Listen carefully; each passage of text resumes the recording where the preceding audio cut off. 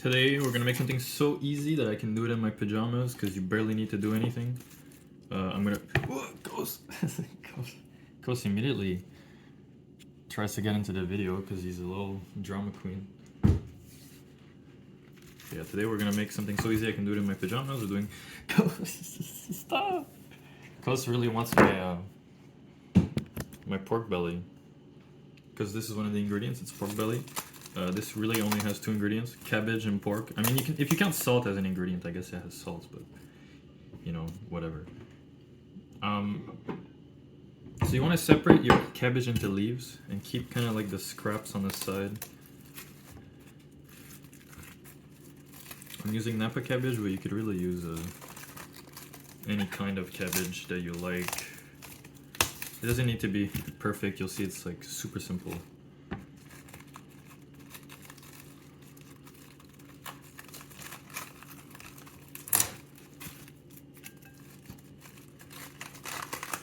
And the ratio is going to be up to you, but you can use, I recommend more cabbage than meat, but you can use either way. Like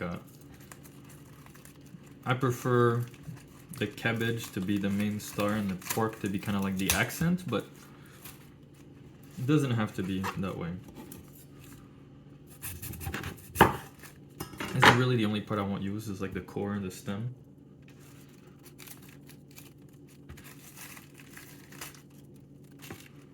Cabbage has so much water in it that it'll it's going to wilt down significantly. So even though it might look like that's a lot of cabbage, it's actually not so bad. Alright, this is also the core. So the rest, these are all like little kind of off cuts. We'll cut into little chunks, put it with the trims. Then we're gonna separate our stuff, make it nice, because we're going to be working on this. This is going to go there. So, first things first. Take a nice big leaf. Take your pork belly, which Coast really wants to eat. And then you put a really thin sliced pork belly on it. You could use bacon. Bacon is very salty and it's smoked, so it won't have the same kind of delicate flavor profile, but it'll still work. And you can also buy pork belly and cut it the way you want. You know, you can make it as thin or as thick as you want. I have thinly sliced pork belly, so that's what I'm going to use. And you just kind of layer your cabbage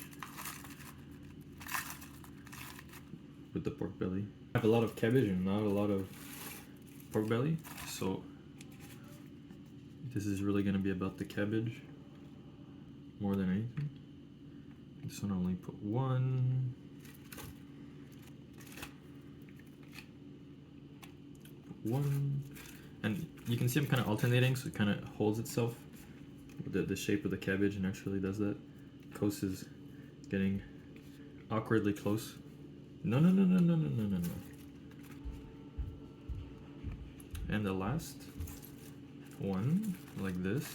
I ended up not having to use the small leaves in the end. The paper is gonna go in compost. Coast is gonna get moved. If you're cooking for other people, wash your hands when you touch your cats. I don't care, because it's my cat. Then, next step, I'm gonna cut this.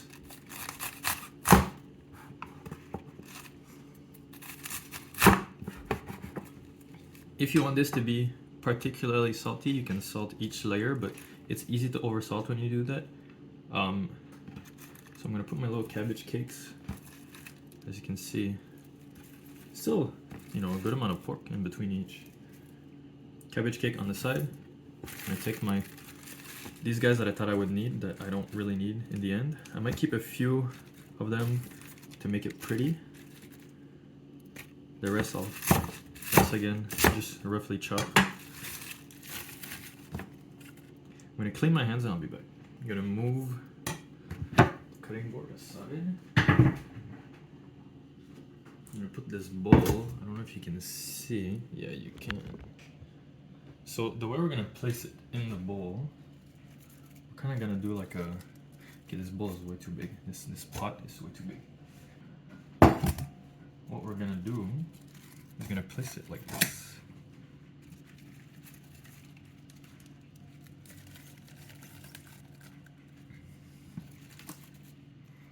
I'm placing it kind of like in a circular shape, making sort of like a rose, as you can see.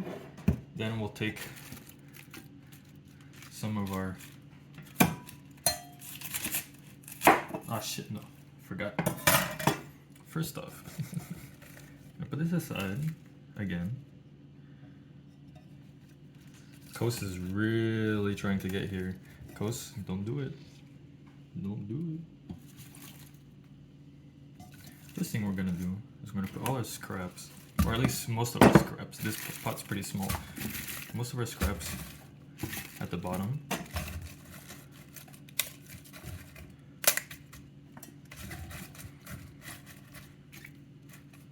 Then we're gonna do our little circle.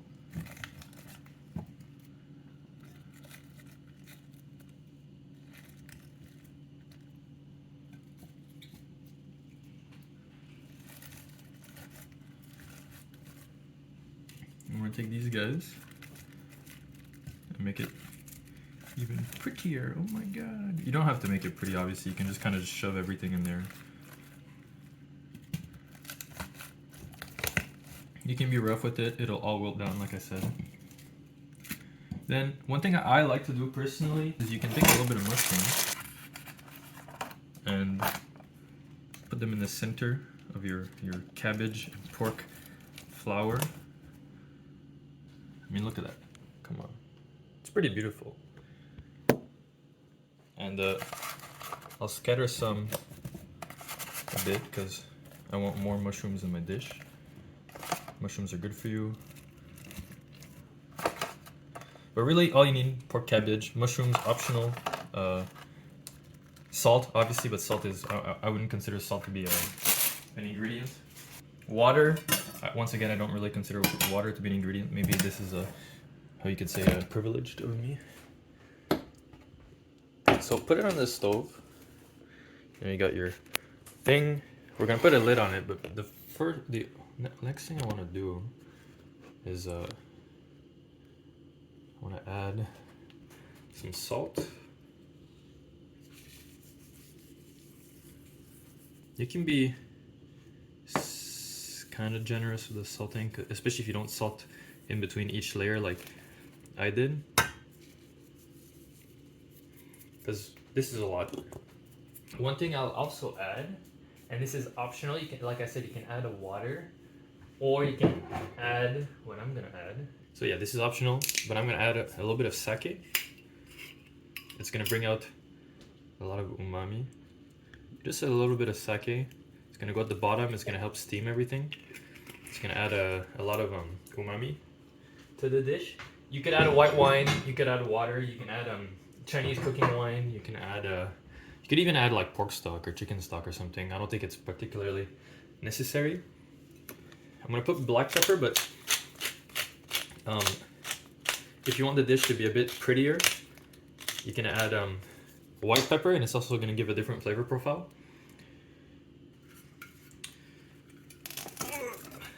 Should have put less things, fewer things. I'm gonna put a lid on it because you want it to steam in there. But the lid's gonna fall as this thing wilts. So what I'm gonna do is I'm gonna put it to kind of medium high, medium low heat. I guess medium heat. And we're gonna let it kind of steam in there. The pork and the cabbage is gonna let out its juices. The mushrooms are gonna let down their juices too. It's gonna create like a delicious, flavorful broth at the bottom. So I decided after all that I wanted to make a sauce, because I think this goes really well with sauce. I'm gonna make sort of a vinegar-based Ponzu sauce. Okay, I found it. And Kos is super excited because he loves this ingredient. So for the sauce, you're gonna want Katsuobushi, Bonito flakes. Mirin, soy sauce, sake, cooking sake of course, don't use nice sake for this, and Konbu. So it's really simple. I'm gonna do this by eye because I'm not in a restaurant environment right now. I'm gonna add like this much mirin for sweetness, because I don't need to make much sauce, right? Oh, and we need rice vinegar. I'm gonna add this much soy sauce. I'm gonna add this much sake, once again, for sweetness, for umami, for complexity. This sauce is really about the vinegar, and also Coast is like right in my camera, but we're gonna add a lot of vinegar.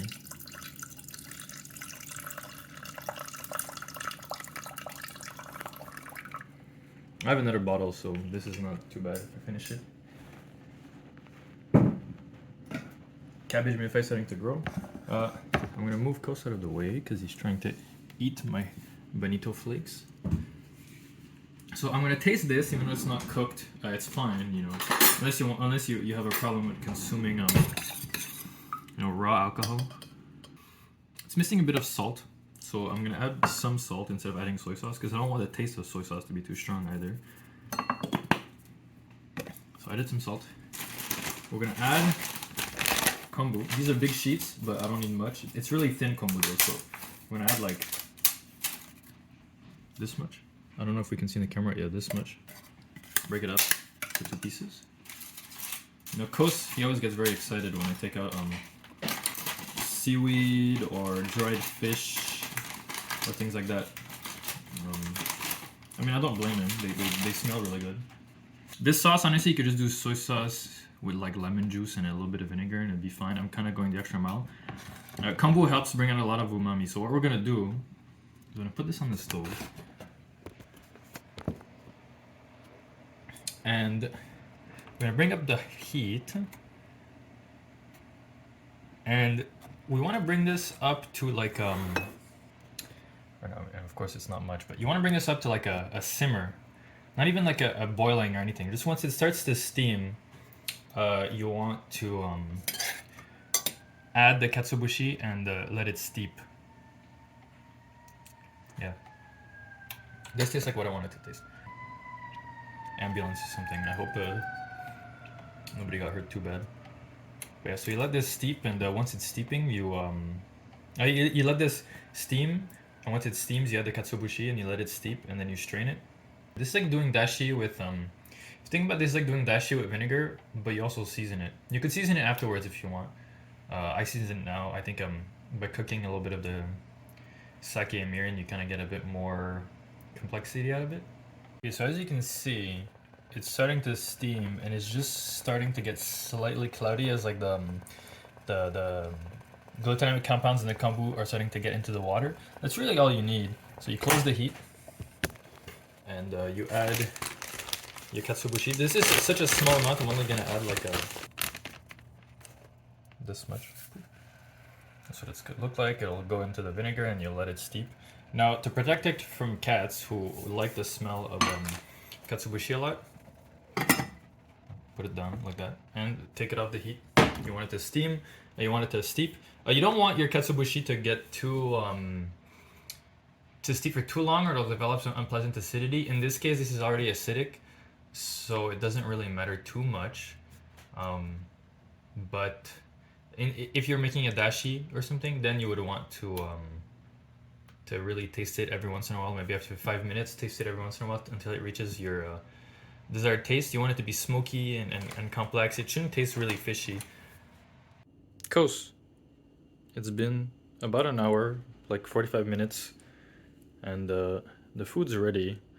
I actually encountered a slight problem because I kept looking at it every once in a while, and it made a lot of the steam escape, so it actually browned a little bit at the bottom, which is not a bad thing, of course. You know, brown flavors are delicious. It's just that you know, as a result, it won't taste the same kind of clean taste that I wanted.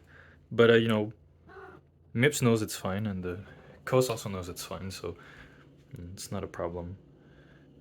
So really, it's ready. Like, there's quite literally nothing else to do but to serve. So you take, you know, like a piece, this, nestle it in the bowl. Take a little bit of mushrooms too. You can see, actually, the tip of the mushrooms here. So yeah, you can tell because the mushrooms browned a little bit, and if you look at the bottom of my stew pot, it's got darker coloration, even though we didn't put any soy sauce in there. So it's not a problem really. It'll just taste different. I like more the kind of clean taste of when it's not doesn't have the brown flavors, but it'll still be delicious, I can guarantee. And then what you do is you take a ladle,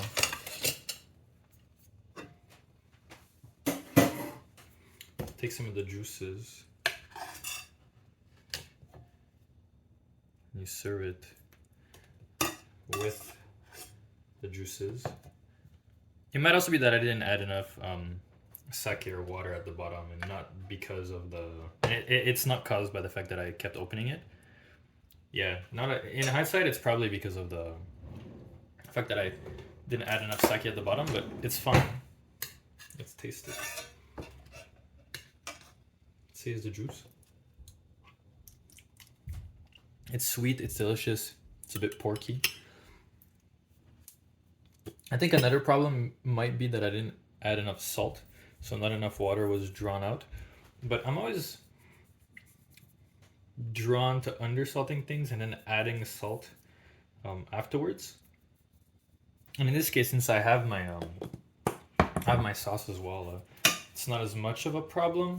So this is the basic form. You can eat this with anything you want, dipping sauce, or just on its own like this. It's very delicious. But what I want to do is, this is the vinegar-based sauce that I made. I strained it, and what I want to do is just use a tiny amount, like so. We'll keep the rest. You can pickle things in there, it'll be delicious. You can use it as the base for other sauces, it'll be delicious.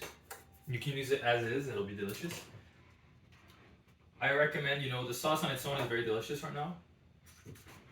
But what I'm gonna do, just to bring it a bit over the edge, is I'm gonna use Yuzu Juice. Add a touch of Yuzu Juice. I'm gonna taste. It's beautiful, it's balanced, it's delicious. And that's what I'm gonna dip my my pieces of pork in, my pieces of cabbage in. So the way I recommend eating this is you got your little chopsticks. You don't have to use chopsticks. And then take a piece like this. Well, tiny piece. Take a piece. I have a small mouth, so I don't want it to be too big. And you dip it in. And then you eat. Over a succulent meal. You can add a little bit of toppings if you want, you know, a little bit of green onions on top, things like that. But I like the kind of pure taste that we have right now. That's pretty much it, you know, like Coast knows we're done. And Mips knows we're done too. Mips, we're done the food. And then you know, it's just time to enjoy and eat.